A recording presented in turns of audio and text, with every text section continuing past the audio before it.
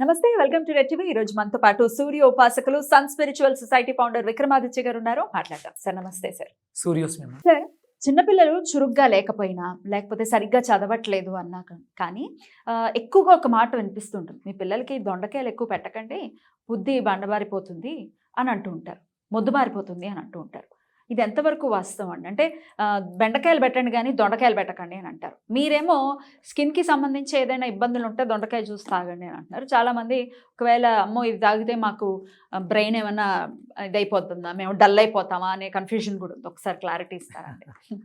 మనం రీసెంట్ ఎపిసోడ్స్లో మాట్లాడుకున్నాం. అవును. మనకి అణిచివేతతను, పెత్తంధారీతను పూర్వం మనకి భారతదేశంలో అది ఉండేది కాదు. తర్వాత ఇది మొదలైంది. ఎప్పుడు అంటే ఈస్ట్ ఇండియా కంపెనీ పేరుతో బ్రిటిషర్స్ మన భారతదేశం వ్యాపారం చేసుకోవడానికంటూ వచ్చి మన భారతదేశాన్ని మొత్తం స్టడీ చేసి ఇక్కడ ఉన్నటువంటి వ్యవస్థ, ఇంత సంపద, ఈ సంపదని కొల్లగొట్టాలంటే మనం ఏం చేయాలి అనే ఆలోచనలో వాళ్ళు చాలా వ్యూహాలు పన్నడం జరిగింది. ఆ వ్యూహాల్లోనే మనకి ఆదివారాన్ని సెలవు దినంగా ప్రకటించటం, ఆదివారం మద్యం మాంసాన్ని అలవాటు చేయడం ద్వారా మన శక్తి సన్నగిల్లేలా చేశారు వాళ్ళు. అలాగే మనకు ఉన్నటువంటి అంటే మనకు కాయగూరలు, కాయగూరలు ఎక్కువ, ఆకుకూరలు కాయగూరలు ఎక్కువ తినేవాళ్ళు మన సాంప్రదాయంలోనే ఉంది. అంటే వేటతో మొదలయ్యాం. మనిషి జీవితం అంటే నాన్ వెజ్ తోటే మొదలైందని చెప్పేసి అని వాదిస్తూ ఉంటారు. అడవుల్లో ఉన్నప్పుడు మనిషి నాగరికత లేనప్పుడు వేటే ప్రధానంగా పెట్టుకున్నాడు, జంతువులు చంపి తినేవాడు. జంతువులు చంపాలి, అది తినాలి అనే ఆలోచనకు ముందు ఏం తినేవాడు? ఆకులు అలమలేక, అంతే, పళ్ళు ఆకులు అలమలే తినేవాడు. అప్పుడు ఉండే కొద్ది వెళ్ళగా ఈ జంతువులు చంపి తినడం అనే దాంట్లోంచే పక్క వ్యక్తిని కొట్టడం, సంపద దోచుకోవటం, దక్కించుకోవటం, ఇలాంటివి. అంటే మనలో సాత్వికత పోయి పశుతత్వం మొదలైంది. అంటే మాంసాహారం తినడం అనేది మనల్ని మెదడుని మొద్దుబరుస్తుంది. మీ పిల్లలు సరిగ్గా చదవట్లేదు, లేకపోతే దృష్టి కాన్సన్ట్రేట్ చేయలేకపోతున్నారు అంటే కారణం దొండకాయలు తినడం వల్ల కాదు, మాంసాహారం తినడం వల్ల డెడ్ సెల్స్ ఎక్కువైపోయి వ్యవస్థ పనిచేయక మీ పిల్లలు చదువులో వెనకపడుతున్నారు. అంతే. ఏ కాయగూర వల్ల కూడా ఎలాంటి దుష్ప్రయోజనం ఉండదు, ప్రయోజనం తప్ప.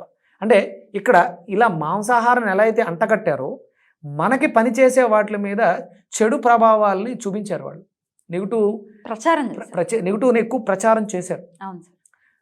మన way of life style study చేశారు వాళ్ళు. అంటే మనకు దొరికే పంట ఏది కూడా అక్కడ దొరకదు, వాళ్ళ దగ్గర ఉండదు. మన నైసర్గిక స్వరూపం వేరు, మనకు పండే పంటలు వేరు, అసలు మనకున్న అట్మాస్ఫియర్ వేరు, వాతావరణం సమతుల్యతలు ఇవన్నీ వేరు.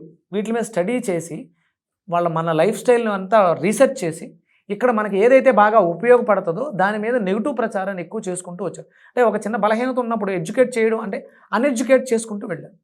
మన పూర్వీకులకి అవేం తెలియదు, పెద్దలు చెప్పారు, పెద్దల మాట చెద్దన్న మూట, దాన్నే ఫాలో అవుతూ చేసుకుంటూ వెళ్ళిపోయేవారు. అందుకని మనకు విరివిగా పండే పంటలు, కాయగూరలు కొన్నే ఉంటాయి. తర్వాత మిగతావన్నీ కూడా మనం తెచ్చుకోబడినాయి, దిగుమతి చేసుకుని వాటిని పంచడం ద్వారా మిగతా అంటే ఇప్పుడు క్యాప్సికమ్, కొన్ని పదార్థాలు ఉన్నాయి, ఇవి మనవి కాదు. మనం రెగ్యులర్గా తినే ఐటమ్స్ మాత్రం కొన్ని ఉన్నాయి. అవి బూడిద గుమ్మడికాయ ఒకటి, వంకాయ, గోరుచిక్కుళ్ళు, పొట్లకాయ, మంచి గుమ్మడికాయ, దొండకాయ, మునక్కాడ, బీరకాయ, కొబ్బరికాయ. ప్రధానంగా మనకి ఎక్కువ ఆహార పదార్థం, శక్తివంతమైన పదార్థం ఏదంటే అది కొబ్బరి. పూర్వం ఉండేది. కొబ్బరి యూజ్ చేయాలంటే కొబ్బరి ఇప్పుడు దేవుడికి నివేదన చేసే పదార్థాలు చెప్పండి అమ్మా. అంతే అండి, కొబ్బరికాయ ప్రధానమైనది. కొబ్బరి. అవునండి. కొబ్బరికాయ కొట్టారని అడుగుతారు తప్ప మిగతా ఏమి అడగరు. చాలా ఇంపార్టెంట్ కాబట్టి దాన్ని దేవుడికి దగ్గరగా చేశారు. అక్కడ దేవుడికి దగ్గరగా ఉంది కాబట్టి దాన్ని మనం నివేదన చేసిన తర్వాత ప్రసాదంగా స్వీకరిస్తాం కాబట్టి కొబ్బరి మనకు ప్రధానమైనటువంటి పదార్థం. ఎండు కొబ్బరి చాలా అద్భుతంగా పనిచేస్తుంది, దాన్ని మించింది లేదు. అలాగే నిమ్మకాయ, బెండకాయ, అరటికాయ ప్రధానమైనటువంటి కాయగూరలు. అంటే మిగతావి చాలా ఉన్నాయి, దోసకాయ ఉంది, ఇవన్నీ ఇంకా ఉన్నాయి. అసలు మనకి లేనిది పచ్చిమిర్చి అనేది మనది కాదు, మనకి లేదు. అసలు మనకి నుంచి దిగుమతి చేసుకోబడింది, అనారోగ్యాన్ని తెచ్చిపెడుతుంది, క్యాన్సర్ కారకం, అల్సర్, గ్యాస్ట్రిక్. దీనితోనే మనం స్టమక్ పాడైపోతుంది, కడుపు మంట, కడుపులో మంట మొత్తం అసలు అవాయిడ్ చేసేయాలంటారా పూర్తిగా అమ్మా? మరి అంతకుముందు పచ్చిమిర్చి వచ్చింది పోనీ ఒక 300 ఏళ్ళు అనుకుందాం, అంతకుముందు ఏం వాడేవారండి కారానికి? వర్రాకు. వర్ర అనేది రుచి అమ్మ, కారం కాదు. కారం అనేది పదార్థం. మీకు రుచులు వగరు, తీపి, వర్ర. రుచి ఏంటంటే వర్ర అనేవారు, దానికి ఉన్న మరో పేరు. అలాగే పులుపు, ఇవి కదా రుచులు. రుచులను ప్రధానంగా చేసుకుని పదార్థాలను మనం చూసుకునేవాడు. దొండకాయ ఎలా ఉంటుంది? వగరుగా ఉంటుంది. అవునండి. అంటే ఇక్కడ రుచి ప్రధానం మనకి. ఇక్కడ కారం అనేది పదార్థం, అది రుచి కాదు. మనం రుచి కోసం వాడుతున్నాం ఆ క్షారతత్వం. కారం అంటే క్షారతత్వం, రుచి. వర్ర క్షారతత్వం కాబట్టి మనకి మిరియాల్లో దొరుకుతుంది. చలవ చేస్తాయి మిరియాలు వాడేవాళ్ళు, వర్రాకు వాడేవాళ్ళు. వర్రాకు కూడా కూరలో వేసేవాళ్ళేమో, ఆ రుచి, ఆ కారం రుచి రావడానికి. ఇక్కడ రుచికి రంగుకి ప్రాధాన్యత ఇస్తున్నాం. ఎరుపుదనం కోసం కారం వాడేస్తున్నాం. ఈ పచ్చిమిర్చినే ఎండబెట్టి ఎండుమిర్చిగా చేస్తున్నాం, దాన్ని ఆడడం ద్వారా కారం వస్తుంది. కానీ మనకి పూర్తిగా అప్పట్లో ఉండేది పసుపు మాత్రమే ఉండేది. రంగుకి ఎక్కడ ప్రాధాన్యత ఇచ్చేవారు కాదు, రుచికి. ఇక్కడ రుచి వర్ర, కారంగా ఉండడం అనేది వర్రగా అంటాం కాదు, క్షార పదార్థం. అది మీకు అది చలవ చేస్తుంది, మీ బాడీలో ఉండే వ్యర్థాలని బయటికి ఎలిమినేట్ చేస్తుంది. అందుకని మిరియాలు వాడుకోవాలి. ఇక్కడ మనం ఇప్పుడు పిల్లలు బ్రెయిన్, మెదడు, దొండకాయ అంటే దీని మీద చెడు ప్రభావం. అంటే మీలో నాలెడ్జ్ ఎక్కువ ఉంటే తిరగబడతారు, ప్రశ్నిస్తారు, కాబట్టి మిమ్మల్ని దానికి దూరం చెయ్యాలి. కాబట్టి దొండకాయ తింటే బ్రెయిన్ మొద్దు బారిపోద్ది అని ఒక దుష్ప్రచారాన్ని చేసుకుంటూ వెళ్ళిపోయారు బ్రిటిషర్స్. అందుకని మనం దాన్ని ఎక్కువ వాడడం జరిగింది. అలాగే ఇప్పుడు మీరు బెండకాయ కూడా అడిగారు. ఎక్సోక్రైన్ గ్లాండ్స్ అమ్మ, అంటే దానివల్ల కొంత అంటే సందర్భానుసారం పిల్లలు చదువుకునేటప్పుడు దొండకాయ ఎక్కువ తినాలి, నాలెడ్జ్ పెరుగుద్ది. అవునా? కన్యారాశికి సంబంధించి ఇంత మీరు చెప్తున్నా మళ్ళీ నాకు దొండకాయ తింటే మొదబారిపోతుందని ఎంత అలా ఫిక్స్ అయి ఉంది చూడండి. అంటే కొన్ని సంవత్సరాలుగా, వందల ఏళ్లగా దాన్ని మనం జీర్ణించుకుపోయి ఉన్నాం. మార్పు అంత ఈజీగా కాదు. అంటే దీని గురించి మాట్లాడిన వ్యక్తి, తయారు చేసిన వ్యక్తి ఒక యోగి.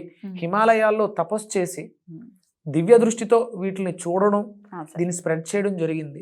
డాక్టర్ అరుణ్, తమిళియన్, ఆయన ద్వారా నేర్చుకున్నాను. ఆయన నాకు చెప్పడం జరిగింది. ఆయనతో నేను చాలా డిస్కస్ చేశాను వీటి గురించి. ఆయన ఒకటే అన్నాడు, ఇలా మరి డాక్టర్లు ఎలా అంటారు కదండి అంటే, నేను డాక్టర్ని కాదు, నేను యోగిని. అంటే ఆయన యోగం ద్వారా తెలుసుకున్నారు కాబట్టి, దివ్య దృష్టితో తెలుసుకున్నారు కాబట్టి దాని గురించి విశ్లేషణ అనేది ఆయన ఎలా చెప్పారు. దానివల్ల ఇప్పుడు ఆయనకేం లాభం, నాకు నన్ను తయారు చేసి వదిలేశారు, నేను స్ప్రెడ్ చేసుకుంటూ వెళ్ళిపోవడం, దానికి ఏం లాభం ఏం లేదు. కానీ సమాజం బాగుంటుంది, వాళ్ళ బ్లెస్సింగ్స్ బాగుంటాయి. సమాజం బాగుపడినప్పుడు ఆ చూసి నేను ఒక వ్యక్తిని తయారు చేశాను, ఒక విషయాన్ని స్ప్రెడ్ చేశాను, 10 మంది బాగున్నారు అనే ఆనందం ఆయనకి అద్భుతమైనటువంటి యోగాన్ని ఇస్తుంది. అదే ఆయనకు కావాల్సింది కూడా. సో రెగ్యులర్ గా పిల్లలకి దొండకాయలు పెట్టచ్చండి? ఇప్పుడు మనకు భాద్రపద మాసం అంతా దొండకాయకి సంబంధించిందమ్మా. ఎవరైనా సరే అంటే మందకొడిగా ఉంటున్నారు, ఎడ్యుకేట్ అవ్వలేకపోతున్నారు, నాలెడ్జ్, లోపల ఉన్న నాలెడ్జ్ ప్రజెంట్ చేయలేకపోతున్నారు అనుకున్నప్పుడు దొండకాయలు అద్భుతంగా పనిచేస్తాయి పిల్లలకి. అంటే జ్యూస్ అంటే పిల్లలు మారం చేస్తూ ఉంటారు, జ్యూస్ తాగమంటే మామూలుగా కూరలు రెగ్యులర్గా కూరలు అంటే వండడం ద్వారా దాంట్లో ఉన్నటువంటి విలువలు తగ్గుతాయి కాబట్టి ఎక్కువ సార్లు ఇవ్వాల్సి వస్తుంది. జ్యూస్ అయితే 100% అనుకుంటే కర్రీ రూపంలో తీసుకుంటే 50% వస్తుంది. కాబట్టి పిల్లలు తాగరు కదా జ్యూస్, అంటే మారం చేయొచ్చు. కొంచెం అలవాటు చేసుకుంటూ వెళితే ప్రతిదీ అలవాటు అవుతుంది, టైం పడుతుంది. అంటే మన అదృష్టం కొద్దీ ఈ సంవత్సరంలో 12 నెలలు, 12 నెలలకి 12 కూరగాయలు ఉన్నాయి. ఈ 12 కూరగాయలు ఒక్కొక్క నెల, ఒక్కొక్క మాసానికి ఒక్కొక్క కూరగాయని వాడుకుంటూ వెళుతూ ఉంటే ప్రతిదీ జీవితంలో ఒక భాగం అయిపోద్ది. రేపు పొద్దున బాధపడే అవకాశం రాదు, హ్యాపీగా ఉంటాం అందరూ. అద్భుతం సార్. పిల్లలకి నిజంగా నేనే కాదు చాలా మందికి కూడా జీర్ణించుకుపోయి ఉంది కాబట్టి, అందరికీ, చాలా మందికి కాదు అందరికీ జీర్ణించుకుపోయి ఉంది కాబట్టి ఇది మారాల్సిన పరిస్థితి వచ్చింది. అందులో భాద్రపద మాసానికి సంబంధించి దొండకాయ స్పెషల్గా చెప్తున్నారు కాబట్టి చక్కగా దాన్ని వినియోగించుకుని పిల్లలు యాక్టివ్గా అవ్వడానికి దీన్ని చక్కగా వినియోగించుకోవాలని మనస్ఫూర్తిగా కోరు. హైపర్ యాక్టివ్ పిల్లలు ఉంటారు కదమ్మా, అల్లరి చేసేస్తూ ఉంటారు. అంటే వాళ్ళకి ఇన్స్టిట్యూషన్ ఉండదు, నాలెడ్జ్ ఉండదు, ఏం చేస్తున్నామో తెలియదు, హైపర్ యాక్టివ్, బుద్ధి పనిచేయట్లేదు. వాళ్ళకి దొండకాయ అద్భుతంగా పనిచేస్తుంది, వాళ్ళకి కూడా పనిచేస్తుంది, అద్భుతంగా పనిచేస్తుంది. అంటే అలా ఉన్న వాళ్ళని బ్యాలెన్స్ చేస్తుంది, కొంచెం లేజీగా ఉన్న వాళ్ళని చేస్తుంది. హైపర్ కాదు, ఎంత అవసరం అంతవరకు యాక్టివ్ చేస్తుంది, బ్యాలెన్స్ చేస్తుంది. సమస్య ఏదైనా బ్యాలెన్స్ న్యూట్రల్ అవుతుంది. అద్భుతం సార్, నిజంగా చక్కగా వినియోగించుకుని పిల్లలను తల్లి తప్పిస్తూ ఉంటారు కాబట్టి. అలాగే ప్రతిరోజు బుద్ధి వికసించడానికి ఆవు పాలమ్మ, మనము అంటే మీరు క్వశ్చన్ చేయండి, జెర్సీ ఆవు పాలని త్వజించండి.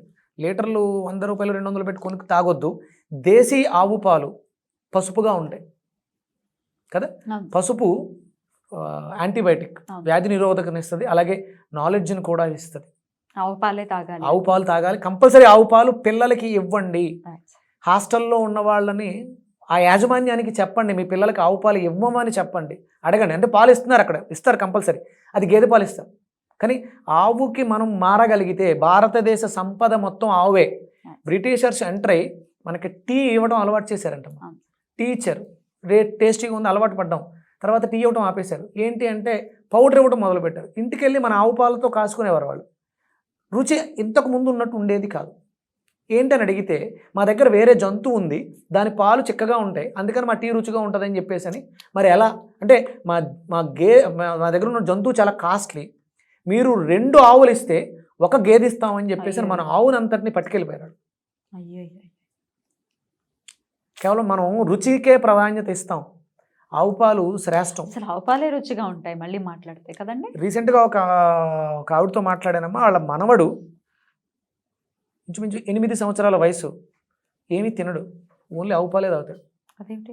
అన్నం పెడితే వాంతి చేసేసుకుంటాడు. నాకు అన్నం వద్దు అమ్మమ్మ, అవి తింటే వాంతి అవుతాయి, అసలు ఏం తింటాడు, ఓన్లీ ఆవు పాల మీద బతికేస్తున్నాడు, హ్యాపీగా ఉన్నాడు, హెల్దీగా ఉన్నాడు. నేను మాట్లాడాను ఆ బాబుతో. బాబాయ్, అంటే ఇంకా నిత్యం ఆవు పాలే. కాస్మిక్ ఎనర్జీ అమ్మ, దైవశక్తి నిక్షిప్తమై ఆవు పాలలో ఉంది. ఆవు మనకి భారతదేశ సంపద. మనం గోమాతని విడిచిపెట్టాం, గోమాతను తిరిగి మళ్ళీ పొందుదాం, తెచ్చుకుందాం, సంపన్నులం అవుదాం, ఆరోగ్యంగా ఉందాం. ఆవు పాలు చాలా శ్రేష్టం. అద్భుతం. అంటే జెర్సీ ఆవు పాలు ప్రమాదం. ఇంకా కొంతలో బెటర్ ఏంటంటే గేదె పాలే బెటరు. దాంట్లో మనకి జెర్సీ ఆవుల్లో పంది జీన్స్తో